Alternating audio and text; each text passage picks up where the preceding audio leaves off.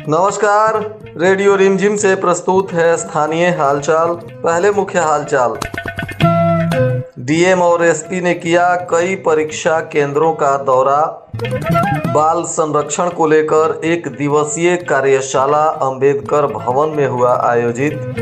होली पर की गई कई जगहों पर शांति समिति की बैठक। पुलिस अधीक्षक ने की आम जनता से अपील। चुनमुन सिंह के परिवार का दूसरे दिन भी अनशन जारी। सोमवार को 1 बजे के बाद दी आत्मदाह की चेतावनी। प्रेमिका के साथ दुष्कर्म कर प्रेमी ने कराया सदर अस्पताल में भर्ती। पुलिस ने लिया हिरासत में। स्थानीय हालचाल के इस अंक के साथ मैं अनिकेत मिश्र। अब हालचाल विस्तार से।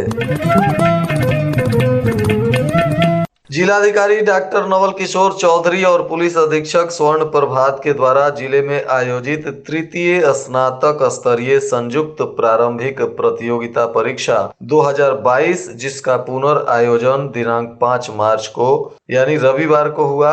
इस परीक्षा के दौरान जिलाधिकारी और पुलिस अधीक्षक ने जिले में संचालित हो रही परीक्षा केंद्रों का निरीक्षण किया। दोनों पदाधिकारियों ने एमएम मेमोरियल उर्दू उच्च माध्यमिक विद्यालय गोपालगंज, मुखीराम उच्च माध्यमिक विद्यालय थावे, कमला राय महाविद्यालय गोपालगंज इत्यादि परीक्षा केंद्रों का औचक निरीक्षण किया और इस दौरान उन्होंने केंद्रों में लगे जैमर, परीक्षा केंद्रों पर परीक्षार्थियों, वीक्षकों इत्यादि से बातचीत की और संबंधित प्रतिनियुक्त मजिस्ट्रेट से शांतिपूर्ण और नियमानुकूल परीक्षा के संचालन की जानकारी भी ली।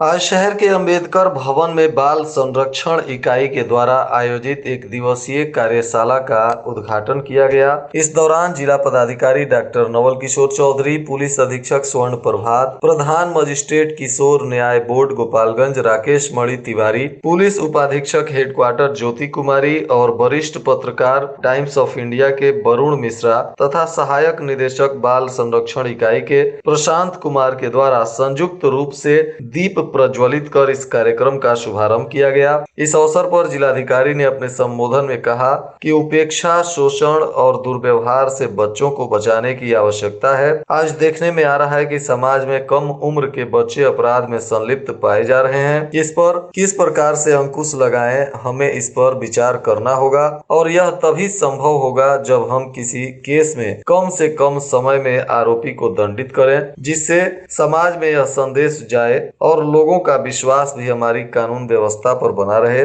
इसके लिए जिलाधिकारी ने उपस्थित प्रधान मजिस्ट्रेट किशोर न्याय परिषद को कुछ सुझाव भी दिए। वहीं पुलिस अधीक्षक ने बताया कि बाल संरक्षण में विधि विरुद्ध बालक का उपस्थापन सही समय पर यदि नहीं होता है तो यह एक्ट का उल्लंघन है। 100% निस्तारण कर हमें प्रथम स्थान प्राप्त करने के लक्ष्य को लेकर चलना होगा।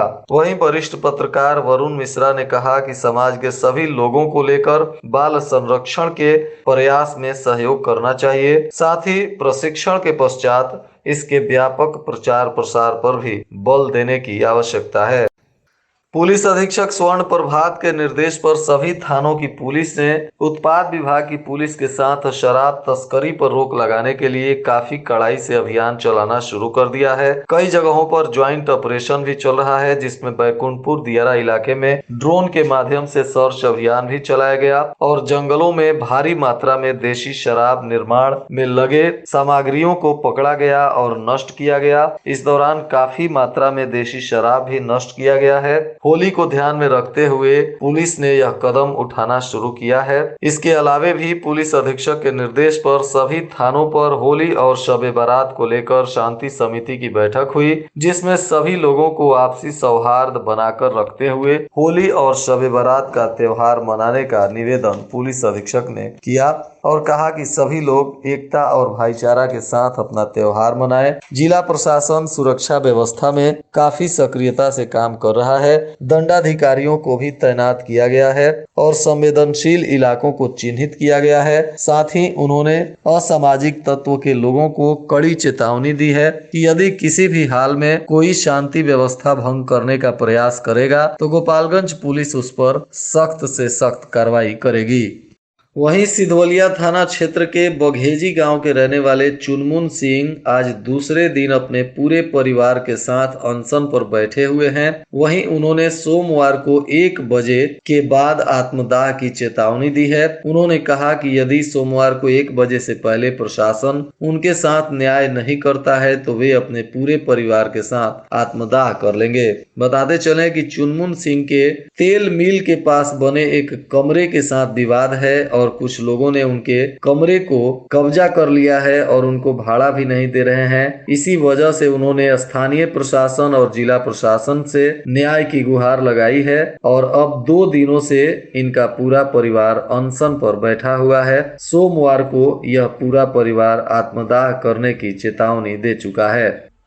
एक युवती के साथ उसके प्रेमी ने पहले दुष्कर्म किया। उसके बाद जब युवती की तबीयत बिगड़ गई तो उसको सदर अस्पताल में प्रेमी ने खुद ही लाकर एडमिट करवाया, जहां से डॉक्टरों ने इसकी जानकारी पुलिस को दी और मौके पर पहुंची पुलिस ने प्रेमी को हिरासत में ले लिया। दरअसल यह मामला पश्चिम चंपारण जिले के बगहा थाना क्षेत्र के मछरगांवा के रहने वाले राहुल कुमार की बताई जा रही है। यह उत्तर प्रदेश के कुशीनगर जिले के पडौना थाना क्षेत्र की रहने वाली करीब 21 वर्षीय युवती के साथ प्रेम प्रसंग में काफी दिनों से चल रहा था। इसी दौरान आरोपी प्रेमी ने अपनी प्रेमिका को सत्संग देखने के बहाने घर से बुला लिया और गोपालगंज में अपने एक दोस्त के कमरे में ले जाकर पहले उसके साथ दुष्कर्म किया। उसके बाद जब युवती के तबीयत बिगड़ने लगी तो प्रेमी उसको लाकर सदर अस्पताल में भर्ती करा दिया, जहां डॉक्टरों ने पीड़ित युवती से पूछताछ की तो यह मामला सामने आया, जिसके बाद डॉक्टरों ने इसकी जानकारी पुलिस को दी और मौके पर पहुंची पुलिस ने आरोपी राहुल कुमार को हिरासत में ले लिया और इससे पूछताछ की जा रही है तथा प्रेमिका का इलाज सदर अस्पताल में चल रहा है। माझा थाना की पुलिस ने गुप्त सूचना के आधार पर कई शराब तस्करी के मामलों में फरार चल रहे कुख्यात शराब तस्कर दिलीप राम को गिरफ्तार कर लिया है। इस आरोपी पर नगर थाना, महिला थाना और माझा थाना में पहले से भी शराब तस्करी के पॉक्सो एक्ट और SC/ST एक्ट के मामले दर्ज हैं, जिसमें यह फरार चल रहा था। फिलहाल पुलिस ने इसे गिरफ्तार करने के बाद पूछताछ करते हुए जेल भेज दिया है। वहीं कुचायकोट के बरवा गांव के पास शनिवार की देर शाम एक अज्ञात वाहन के चपेट में आने से एक व्यक्ति की मौत हो गई। यह मृत करमैनी गाजी के रहने वाले राधा पांडे के 45 वर्षीय पुत्र देवेंद्र पांडे बताए जा रहे हैं। पुलिस ने शव का पोस्टमार्टम कराने के बाद परिजनों को सौंप दिया। घटना के बाद से ही परिजनों में कोहराम मचा हुआ है। वहीं भोरे के जगदौली पंचायत में युवाओं ने कोरिया दीक्षित गांव के खेल मैदान में होली मिलन समारोह का आयोजन किया, जिसमें पंचायत के सभी गांवों के युवा शामिल हुए और युवा समाजसेवी रणजीत कुमार दीक्षित ने कहा कि भाईचारे का दीप जलाने को होली मिलन समारोह का आयोजन किया गया है, ताकि समाज के हर लोग रंगों के त्योहार में सराबोर होकर समाज को भाईचारा की भावना से भर दें।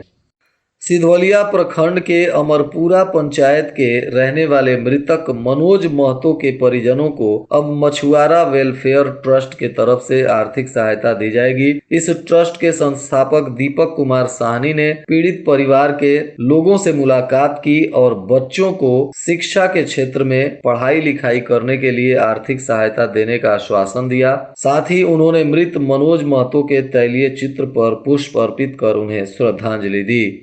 जिले के सुदूर पश्चिमी छोर पर विजयपुर प्रखंड मुख्यालय स्थित एक पिछड़े से गांव में रहने वाले अभिनव त्रिपाठी के पुत्र अमित कुमार त्रिपाठी ने सैनिक स्कूल प्रवेश परीक्षा में उत्तीर्ण कर प्रखंड का नाम रोशन किया है। इसके बाद उनकी सफलता को लेकर लोगों ने उन्हें बधाई और शुभकामनाएं दी हैं।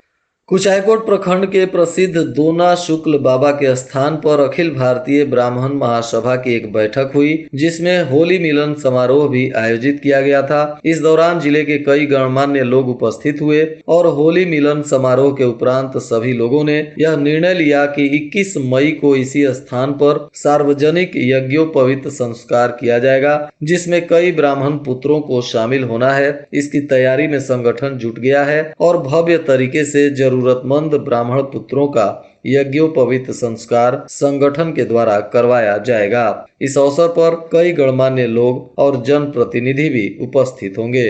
वहीं कटिया थाना क्षेत्र के एक गांव से नाबालिग किशोरी का अपहरण कर लिया गया है। इस मामले में किशोरी की मां ने 4 लोगों के विरुद्ध नामजद प्राथमिकी दर्ज कराई है और पुलिस इस मामले की तफ्तीश में जुट गई है। मुख्यमंत्री अक्षर आंचल योजना के अंतर्गत बैकुंठपुर एवं सिधवलिया प्रखंड में बुनियादी साक्षरता महापरीक्षा 2023 का सफलतापूर्वक आयोजन संपन्न हुआ। बताया जा रहा है कि मुख्यमंत्री अक्षर आंचल योजना के अंतर्गत संचालित साक्षरता केंद्रों पर अल्पसंख्यक समुदाय, दलित एवं महादलित समुदाय की महिलाओं को साक्षर बनाया जाता है।